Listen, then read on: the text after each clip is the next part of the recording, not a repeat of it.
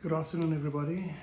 My name is Wesley Lewis. I am the chairperson of the Ratepayers Association in Gailey, Austinville.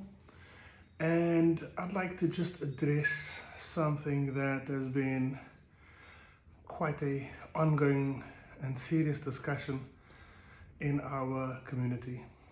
As you all might know and be aware of, there is a development happening here a couple of roads away, just over the main road from us, called the Welmoed project that is spearheaded by Minister Tertius Simmers and his administration. And we kind of have made our position clear regarding the matter. The problem is that we are, I'm going to try to use my words carefully tonight, or today rather. We are being steamrolled by the minister and his administration and simply just bypassed. And I have reserved a lot of my comments until I've gotten a sense of what the community is saying, and so that I don't speak out of my own, but that I speak on behalf of the interest of the community that is going to be directly affected by this development over here.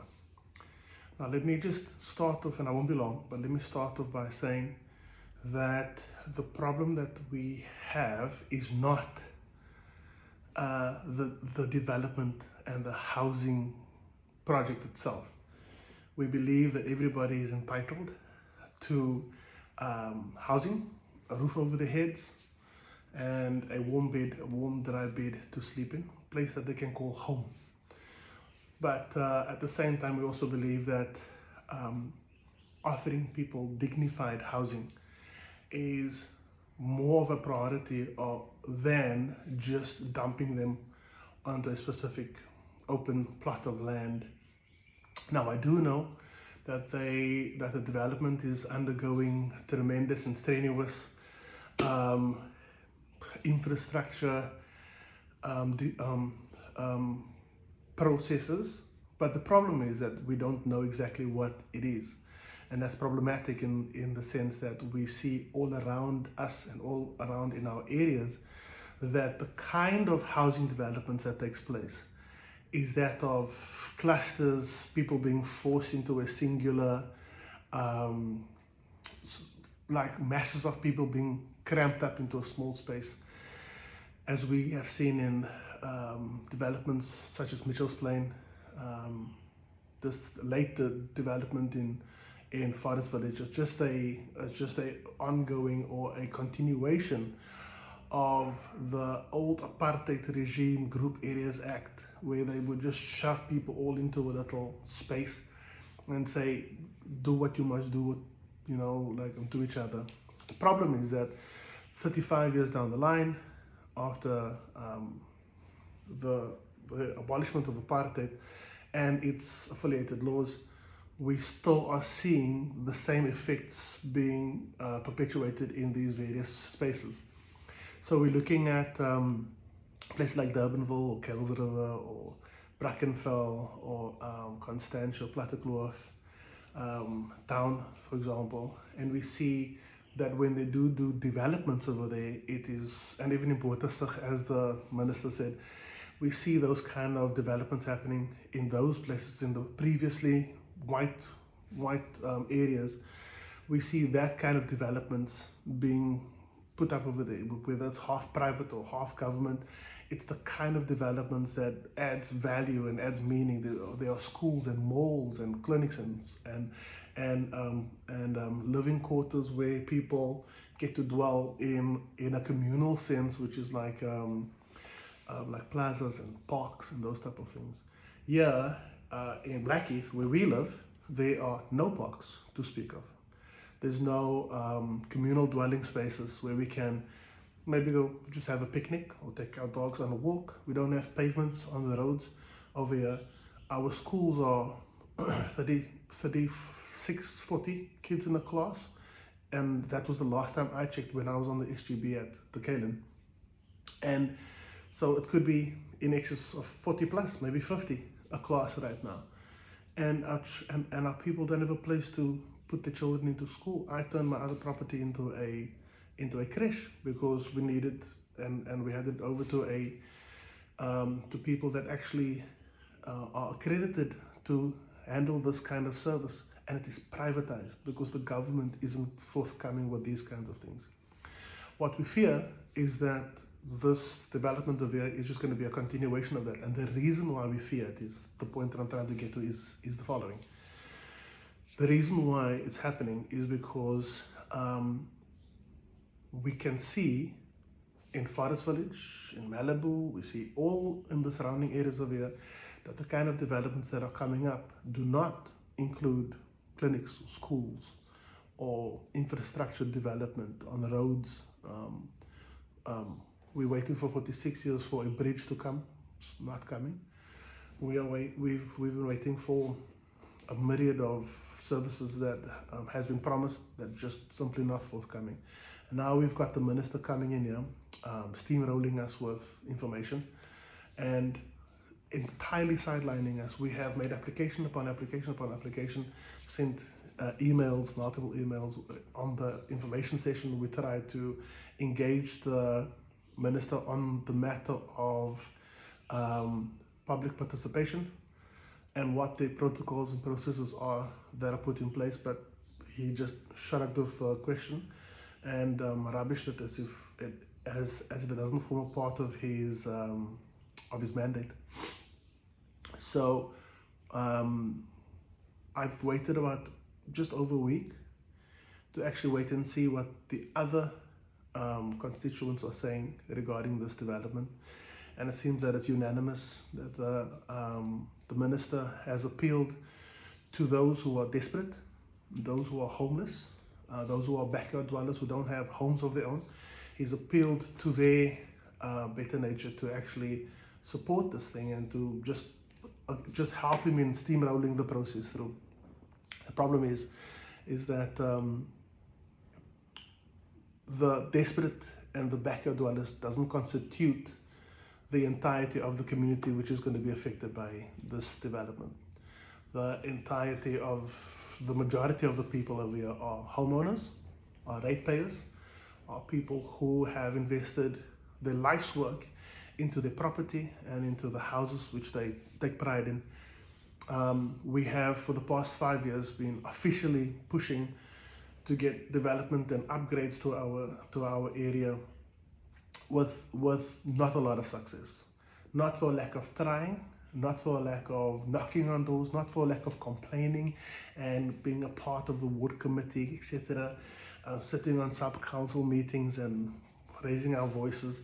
Not for a lack of that, but for a lack of people adhering to our cries or coming alongside and saying, we hear you and we are doing something about it, and here is what we are doing. To date, we haven't received anything like that. Now, it is clear as day that everybody that is commenting on the social media lines, on the WhatsApp lines and online on Facebook and Twitter, is actually disgruntled about this development, not about the development in itself, but the way that is being conducted. The minister has nothing to prove, has got no public participation documents to prove that he has included any of the registered entities such as ourselves as the ratepayer. We live right opposite this place of here, and we are right in the firing line in the sense of if things go horribly wrong, we are directly affected. When we ask about schools and police stations and about clinics and about the upgrades of roads, his word is we are working on it.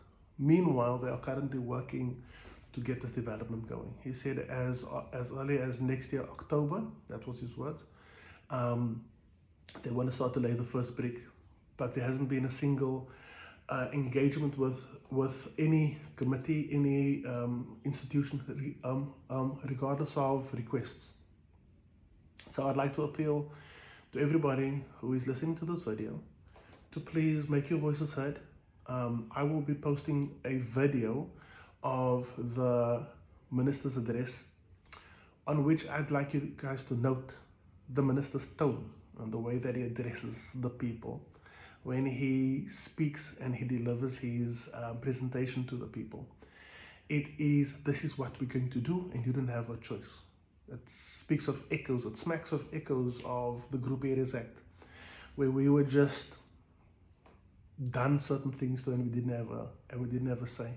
Things have changed, of course, and we need to look at this as a holistic approach for housing, or a holistic answer to the housing problem, not just to his ministry and making sure that he ticks a box and says I built 3,000 houses, and factually that can be true, but he didn't create 3,000 homes for people. He created 3,000 more problems for not only the people living over there, but also for people who are living in the surrounding areas. I'd like to earmark something that the minister said in his address, when he said that they did a development in Boertasig, or in that area in Richmond somewhere, and that increased the value of the properties. I would like to point to the development that he did in Malibu, where the property over there has stagnated. And then also I'd like to point to the development that was done by the previous administration in Forest Village, where the houses are standing empty because people are too afraid to actually move into that area because of the amount of crime and just lawlessness that is found in that space. So this is going to go out to all of the social media platforms, and I'd like everybody, I've heard from the people in East River, I've heard from people in Ristal and Penhill, and even as far as the London, that they are really truly concerned about this and they haven't been engaged. So please, people, let us use this opportunity to stand together and have our voices heard in a meaningful way. As I always say what you want to say how you want to say it, and I think it's the responsibility of the minister as a public servant to respond appropriately. We've been sending emails back and forth, myself and my executive committee. We have been sending some documents or some emails. We've also got in excess of about 1,000 signatures of people that are saying they need to halt the progress on the development, pending a full report in writing. So we are looking for documents that says that there was public participation, not through the PEC, because the PEC is not public participation, not through a meeting or a public like presentation that he had. That's not public participation. There's not in the sense of an information session, because an information session isn't public participation. Information session is one way. It's me telling you what is happening. And public participation is where we engage meaningfully back and forth. It is a two-way engagement. So, yeah, as I said, I'd like to just highlight that I'm sorry for the long message, but I think it's necessary. Like I always say, the ministry has had years, if not decades, to develop this plan, to go through all of the processes. They skipped a couple of other processes, which is, I'm again going to mention the public participation. They've skipped on that, reneged on that component, and they've had all these years, all this time to push for their agenda.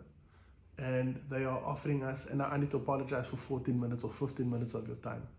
So let's take the requisite time, let's take the required time, people, and let's put in our, and I want to tell people to stop saying, I'm putting in my 5 cents, I'm putting in my 2 cents. It's not 2 cents, it's not 5 cents, it's millions of rands that we have put into this. And we are speaking from a point of investment, we are speaking from a point of safety and a point of dignity. So if the minister can't appreciate that, then we have a problem, and we're going to have to deal with the problem accordingly. I will let you know once I post the video, and then I'll do a little preamble to the video as well. But thank you for your time, and I hope that we get to engage meaningfully further on this matter. Thank you, and God bless.